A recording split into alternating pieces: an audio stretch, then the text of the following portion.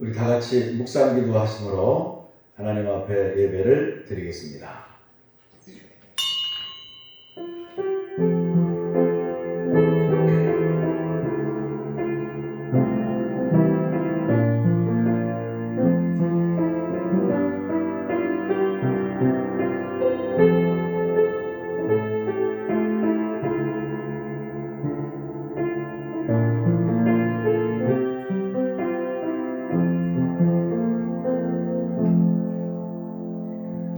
사랑과 은혜가 풍성하신 좋으신 아버지 하나님, 오늘 저희가 이렇게 하나님 전에서 예배를 드립니다. 하나님, 이 코로나로 인해서 어려운 시대 가운데 하나님 저희의 예배를 받아주시고 저희가 이 시대를 통해서 더 많이 깨닫게 하시고 그리고 하나님의 참뜻이 무엇인가를 깨닫게 하시며 또 저희가 하나님의 뜻대로 살아드릴 수 있는 믿음의 일꾼들로 온전히 서게 도와 주옵소서. 세상은 어지럽고 그리고 아버지는 저희의 이 상황은 예배의 상황은 많이 어렵습니다. 하나님 역사해 주셔서 속히 회복되게 하시고 아버지 질병과 또 예배를 방해하는 모든 악한 세력들은 예수님의 이름으로 떠나가게 하시고 성령님의 임재와 능력과 하나님이 함께 하시는 놀라운 역사로 승리케 하여 주옵소서. 예수님의 이름으로 기도하옵나이다. 아멘. 찬송가 490장 같이 찬송하시겠습니다.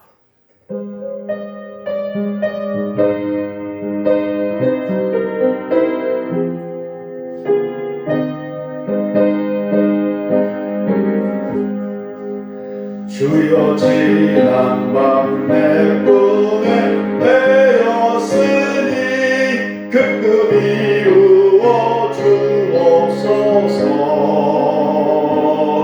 밤과 아침에 계시록 보여주사 항상 은혜를 주옵소서. 나의 놀라운 꿈 정령감 있기는 장차 그 은혜 발을 펴니 나의 놀라운 꿈 정령 이루어져 주님 얼굴을 배우리라.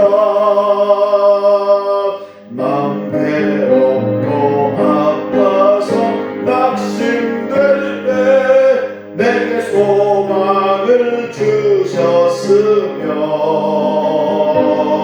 내가 영광의 주님을 바라보니 앞길 환하게 보이도다. 나의 놀라운 꿈 정령감 있기는 장차 그 은혜 받을 펴니 나의 놀라운 꿈 정령 이루어져 주님 얼굴을 배우리라. 세상 풍조는 나날이 변하려도 나는 내 믿음 지키리니 인생 살다가 죽음이 꿈 같으나 오직 내 꿈은 참되리라. 나의 놀라운 꿈 정령감 있기는 장차 그 은혜 받을 거니 나의 놀라운 꿈 정령 이루어져 주님 얼굴을 배우리라. 아멘. 이 시간 하나님께서 우리에게 주시는 말씀을 다 같이 보겠습니다. 요한복음 19장 31절부터 34절까지 있는 하나님의 말씀을 다 같이 보겠습니다. 요한복음 19장 31절에서 34절까지 있는 말씀입니다. 말씀을 교독해서 같이 읽겠습니다. 이 날은 준비이라. 유대인들은 그 안식일이 큰 날이므로 그 안식일에 시체들을 십자가에 두지 아니하려 하여 빌라도에게 그들의 다리를 꺾고 시체를 치워달라 하니, 군인들이 가서 예수와 함께 못 박힌 첫째 사람과 또 그 다른 사람의 다리를 꺾고 예수께 이르러서는 이미 죽으신 것을 보고 다리를 꺾지 아니하고, 그중 한 군인이 창으로 옆구리를 찌르니 곧 피와 물이 나오더라. 아멘. 오늘 이 말씀으로 같이 은혜를 나누려고 합니다. 예수님께서 이 옆구리에 창이 찔리시고 피가 흐르시고 마지막 생명까지 다해서 우리를 구원하시기 위해서 피를 흘려 주셨습니다. 예수님께서 흘리신 이 성경에서의 5가지 보혈을 지난주에 이어서 같이 은혜를 나누려고 하는데, 첫 번째 흘린 보혈은 겟세마네 동산에서의 보혈이다라고 이렇게 말씀을 드렸습니다. 성경 전체를 보면 피가 계속해서 흘러가는 모습을 보게 됩니다. 성경 전체의 그 동맥과 같은 것은, 사람으로 따지면 동맥과 같은 것은 바로 보혈의 피가 흘러가는 동맥이 있다라고 이렇게 이야기할 수가 있을 것입니다. 왜냐하면 이 아담에게서 하나님이 정말 아담과 하와를 만들어 놓고 너무 기뻐하시고 좋아하셨습니다. 그런데 아담과 하와가 죄를 졌습니다. 그러면서 죄를 짓고 나서 에덴 동산에서 쫓겨납니다. 처음에는 벌거벗고 살았습니다. 그래도 부끄러움이 전혀 없었습니다. 그런데 부끄러움을 알게 됐습니다. 이때 이런 상황이 됐을 때 이 부끄러움을 알게 돼서 옷을 해입기 시작했습니다. 그때 가죽옷을 해입기 시작했습니다. 그러니까 가죽을 구하려면 짐승이 죽어야 됩니다. 그래야 가죽을 얻을 수가 있습니다. 그때부터, 그러니까 구약 창세기 아담과 하와 시대부터 피의 역사가 이렇게 시작이 됩니다. 이 가인과 아벨이 있었습니다. 가인과 아벨 시대에도 이 하나님 앞에 제사를 드릴 때 짐승을 잡아 드리는 모습을 보게 됩니다. 모세도 그 다음에는 족장 시대로 이어지죠. 아브라함, 이삭, 야곱, 요셉이 족장 시대에도 돌담 위에서 하나님 앞에 그 피의 제사를 드렸던 모습을 보게 됩니다. 그 다음 시대로 넘어가면 모세 시대가 됩니다. 모세 시대에 와서 하나님께서 모세가 산에서 기도하는데 3가지를 응답해 주십니다. 그래서 3가지를 주시는데 율법을 주셨고, 십계명을 주셨고, 성막을 주셨습니다. 그랬을 때 성막에서 이 흠없는 짐승을 잡아서 하나님 앞에 산 제사로 드렸던 그런 모습을 보게 됩니다. 그 제사를 드렸던 모습을 보게 되는데, 그렇게 피의 역사가 계속해서 성경의 구약에서 흘러오고 있습니다. 신약에 와서는 구약의 짐승의 피 대신 예수님께서 대신 십자가에서, 또 예수님께서 채찍에 맞으심으로, 예수님께서 가시면이관해서, 예수님께서 그 겟세마네 동산에서 땀방울이 핏방울 뜯어 기도하시는 모습들, 이런 모습들을 통해서 이 구약에서는 짐승의 피가 흐른다고 말할 수 있다면, 신약에 와서는 예수님의 보혈이 흘러가고 있습니다. 그래서 성경은 피로 인해서 쭉 이렇게 피의 물줄기가 흘러가고 있는데, 우리가 왜 들림 받을 때 계시록에 보면 입는 옷이 세마포 옷을 입는데, 세마포 옷이 예수님의 보혈로 깨끗해진 옷을 의미하기도 합니다. 그렇기 때문에 창세기부터 계시록까지 계속해서 이제 피의 물줄기가 흘러가고 있습니다. 오늘은 예수님의 보혈에 대해서 지난주에 이어서 2번째로 말씀을 드리려고 하는데, 예수님은 이 땅에 오셔서 5가지 보혈을 흘려주셨습니다. 5가지 보혈. 그 예수님이 흘리신 5가지 보혈은 첫째가 겟세마네 동산에서 흘리신 보혈입니다. 겟세마네 동산에서 예수님이 땀방울이 핏방울 되도록 기도하셨습니다. 십자가를 지시기 전에 예수님이 이렇게 말씀하셨습니다. 할 수 있으면 하나님 이 잔을 내게서 옮겨주시옵소서 라고 말씀을 하십니다. 겟세마네 동산에서 땀방울이 핏방울 되도록 기도하셨습니다. 그렇게 하고 나서 예수님이 하시는 말씀이, 그러나 내 뜻대로 마시고 아버지 뜻대로 되기를 원하나이다, 이렇게 말씀을 바뀌셨어요. 이 십자가를 져야 될 그 내가 감당할 수 없는 그런 어마어마한 일들, 힘든 일들이 있을지라도 예수님께서요 기도하셨듯이 피 흘리시며 기도하셨듯이, 땀방울이 핏방울 되도록 기도하셨듯이, 예수님의 그 보혈의 공로를, 기도의 보혈의 공로를 의지해서 기도할 때 능히 하나님께서 응답을 주셔서 감당할 수 있게 된다는 거 하는 거예요. 이 예수님께서 흘리신 첫 번째 보혈의 의미는 바로 이것입니다. 아무리 우리가 십자가를 져야 될 태산강 같은 문제가 있어도, 내 입으로는 도저히 감당이 안 되는 그런 어려운 문제가 있어도, 이거는 도저히 불가능한 홍해 같은 것들이 있을지라도 예수님의 기도의 보혈의 공로를 의지해서 겟세마네 동산에서 땀방울이 핏방울 되도록 기도하셨던 그 예수님을 바라보면서 기도할 때, 그 믿음을 갖고 기도할 때 우리에게 응답을 주셔서 능히 감당할 수 있게 되는 놀라운 역사가 일어나게 된다고 하는 사실입니다. 그러니까 이것을 겟세마네 동산에서 흘리신 첫 번째 보혈의 의미가, 기도하면 아무리 태산과 같은 문제가 있고 나에게 지금 어떤 내가 감당할 수 없는 그런 이 큰 문제들이 있고, 내 가정 문제, 내 사업의 문제, 내가 지금 겪고 있는 그 부부 갈등의 문제, 내가 지금 인격이 변화되지 않는 그런 모습들까지도 아무리 큰 문제가 있어도 예수님의 보혈의 공로를 의지해서 기도하면 능히 감당할 수 있는, 하나님의 응답을 받아 능히 감당할 수 있게 되는, 십자가를 지신 것처럼 그렇게 감당할 수 있는 그런 믿음과 놀라운 응답을 주신다는 거예요. 그러니까 기도하면 된다고 하는 걸 보여주신 거예요. 그렇기 때문에 예수님의 첫 번째 흘리신 보혈은 기도하면 된다, 기도의 보혈입니다. 겟세마네 동산에서 땀방울이 핏방울 되도록 기도하셨던 그 예수님을 바라보면서 기도할 때 능히 우리의 어떤 문제도 해결되고 능히 넘어서게 될 거고, 또 그뿐만 아니라 하나님께서 힘을 주시고 지혜를 주시고 또 능력을 주셔서 능히 감당하게 될 줄로 믿습니다. 그런 놀라운 역사, 그게 우리가 기도의 보혈이라고 하는 겁니다. 그렇기 때문에 기도하면 되는 거예요. 기도하면 능히 돌파할 수 있는 거예요. 기도하면 넘어설 수 있는 거예요. 그렇습니다. 또 예수님께서 흘리신 두 번째 보혈의 의미는 바로 이것이었습니다. 그가 채찍에 맞음으로 우리가 나음을 입게 되었다고 말씀하고 있습니다. 채찍에 맞음, 이거는 신유의 복음입니다. 신유의 보혈이다 라고 이렇게 얘기할 수가 있을 것입니다. 예수님께서 흘리신 두 번째 보혈은 바로 채찍에 맞으셔서 흘리신 그 신유의 보혈입니다.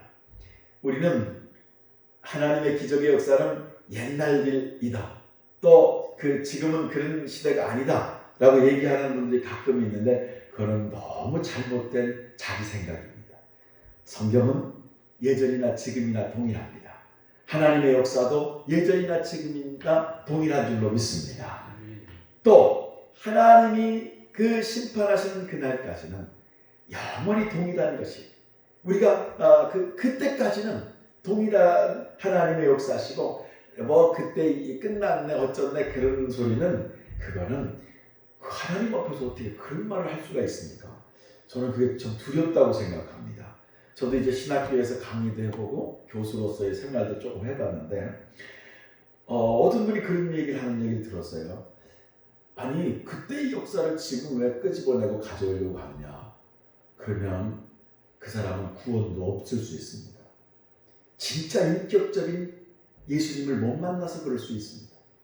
진짜 성령님을 몰라서 그러는 겁니다. 어떻게 보면 불쌍한 겁니다. 왜? 인격적인 성령님을 만나야 됩니다. 그리고 그 성령님이 정말 살아계시고 역사하시다는 걸 깨달아야 돼요. 지금 내 속에도 와 계시고 나와 동행하신다고 하는 것을 분명히 인지하고 알아야 됩니다. 그래야 진짜 크리스찬이지, 그렇지 않으면 진짜 주인이 내가 주인인 사람일 수밖에 없습니다. 우리는 이 예수님이 흘리신 두 번째 보혈의 의미는 그가 채찍에 맞음으로 우리가 나음을 입게 되었습니다. 예수님의 이름으로 기도할 때 하나님이 역사하시면 병도 나을 줄로 믿습니다. 영혼육이 다 치료가 되어야 됩니다.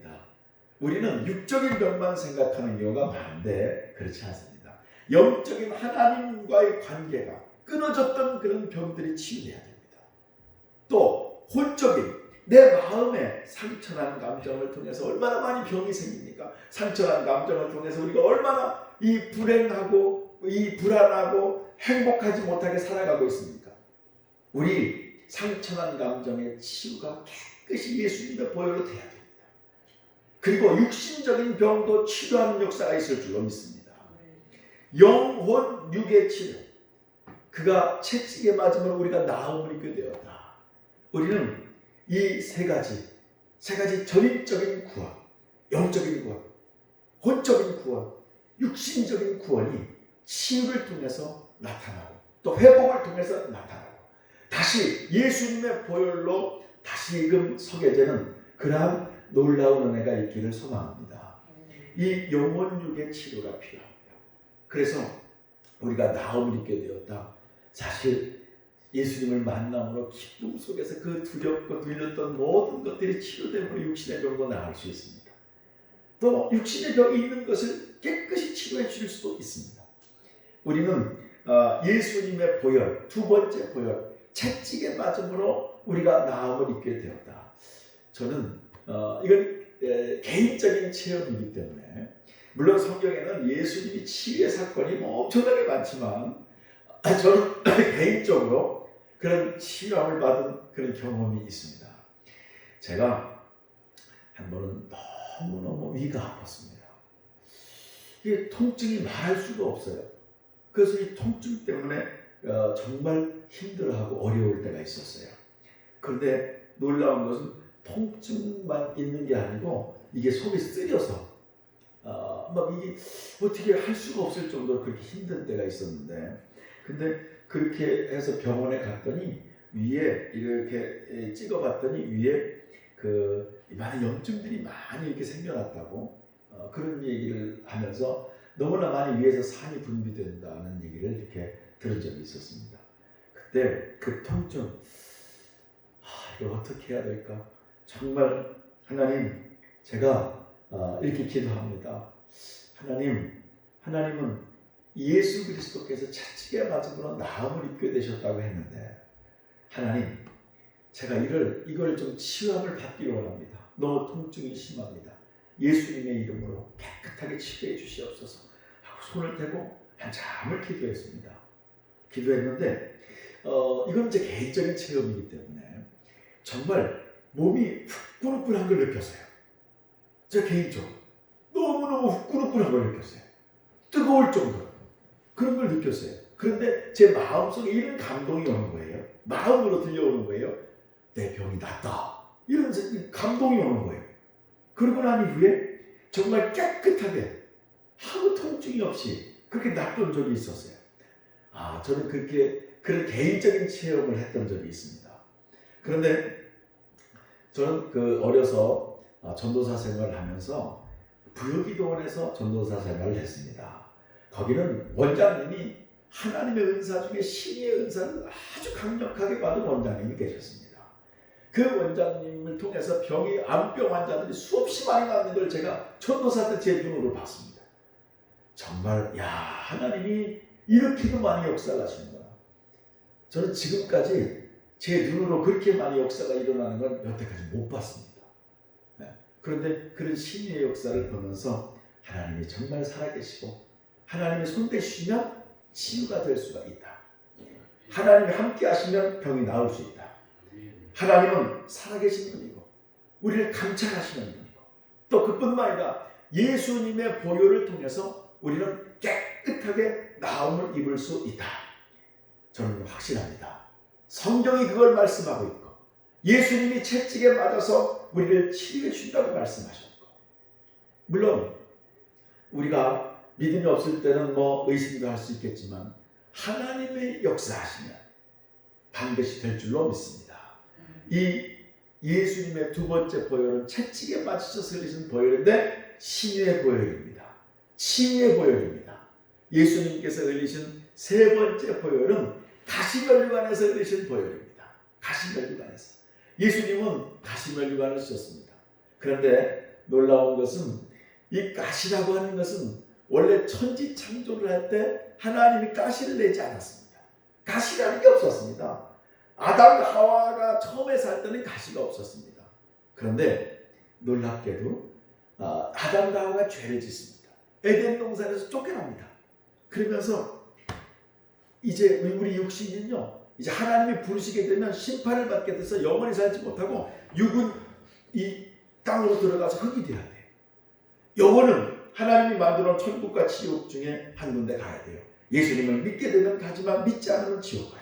이건 하나님이 만들어 놓은 거기 때문에 누구도 인간이 바꿀 수가 없어요. 지옥이 없네 해도 있는 걸 어떻게 해요? 네. 아무리 내가 200년, 300년을 살고 싶어도 강간하면 80이고 조금 더 살 수 있고 덜 살 수 있고 하나님이 정해놓은 걸, 성경에 정해놓은 걸 어떻게 하겠어요?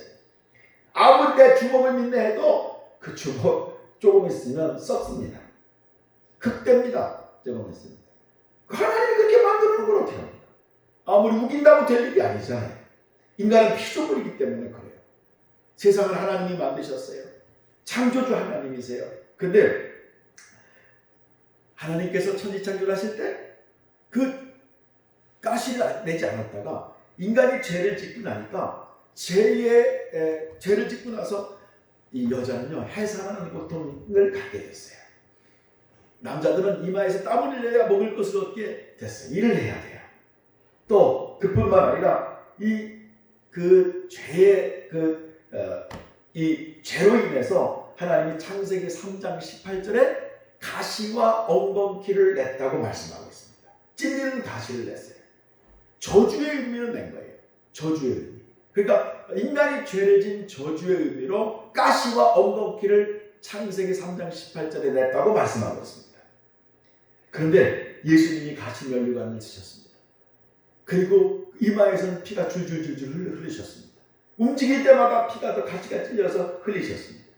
예수님께서 세 번째 흘리신 보혈의 의미는 우리의 저주를 담당하시기 위해서, 우리의 저주를 다 끊어버리기 위해서 예수님께서 가시 면류관에서 이마에 피를 흘리신 것입니다. 괜히 흘리신 것이 아닙니다. 저주를 끊기 위해서. 왜 어떤 집안은요 단명이 흐르는 집안도 있습니다. 일찍 죽는 거예요. 계속. 어떤 집안은 병이 흐르는 집안도 있어요. 어떤 집안은 희한합니다. 어떤 집안에는요 정말 이 도벽이 흐르는 집안이에요. 도벽. 그것도 병입니다. 영적인 병이 될 수가 있더라고요. 도벽이 흐르는 집안도 있고 어떤 집은 신기가 흐르는 집안도 있습니다. 신기가 흐릅니다. 그 집안에. 네. 어떤 집은 혈기가 흐릅니다. 네. 할아버지도 할머니랑 부부싸움하다가 오강을 깨버리고 아버지는 선풍기를 집어던져가지고 선풍기가 모가지가 부러지고 아들은 이 전화기를 던져가지고 전화기가 다 깨지고 제가 신방을 갖다 직접 간증으로 들은 얘기입니다. 혈기가 흐르는 집안이 있어요.